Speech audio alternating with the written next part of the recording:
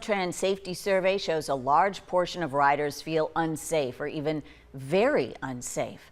An even larger portion of drivers surveyed say the same. The Tucson City Council is using the information to seek solutions. 13 News reporter J.D. Wallace is live at council chambers in downtown with the discussion and the concerns of both riders and drivers. J.D. And Dan, the biggest source of driver-rider conflict are things such as bringing items that are prohibited onto the Suntran, shouting or arguing, sometimes even with the driver, and drugs and alcohol. Now, the council discussed this safety survey and the resolution that they made a motion to then paying for this remains a factor as they discussed both the safety survey and then also a resolution on what to do next, because paying for all of this also remains a factor. I love Suntran. The Ronstadt is an awesome place. I mean, we could have some places that could take care of us, everything that's been happening lately. The 16 going south. Too many homeless on there.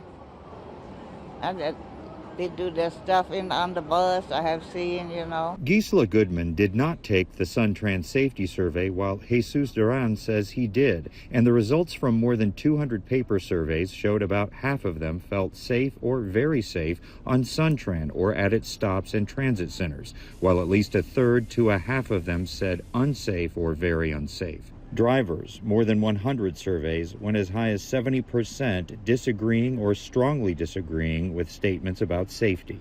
Data only tells one part of the story. If our community is driving through an area and they don't feel safe, it doesn't matter that our violent crime is down 12% on a 5-year average. Tucson Police Chief Chad Kazmar and Director of Transportation and Mobility Sam Credio presented the results in the Transit Safety and Security Action Plan to Mayor and Council, showing issues at bus stops and how they have been redesigned, but that additional security, maintenance, police presence, and outreach services will use more than $2 million from RTA Next, and that's in front of voters in March. We're doing a lot of this work already, but we've got to make sure that we define it within the safety plan. The council unanimously approved a motion by Vice Mayor Lane Santa Cruz to include real-time reporting options for riders and improvements for driver safety, among a list of others.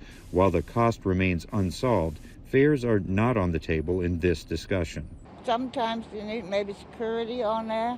Another rider with a bus train or a policeman, that would work.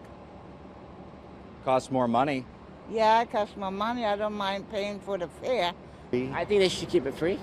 Yes, I grew up catching the bus, spending the money on the bus, but I think the bus is free right now. I think it's an awesome job. I think I really like it. More assistance for mental health services is also something that's recommended to be added to this plan. And also they're talking about the fact that they want to discuss how to fund this if the RTA Next does not come through next March. The city manager has 60 days to incorporate the changes and bring it back to the council. Reporting live from downtown, J.D. Wallace, 13 News.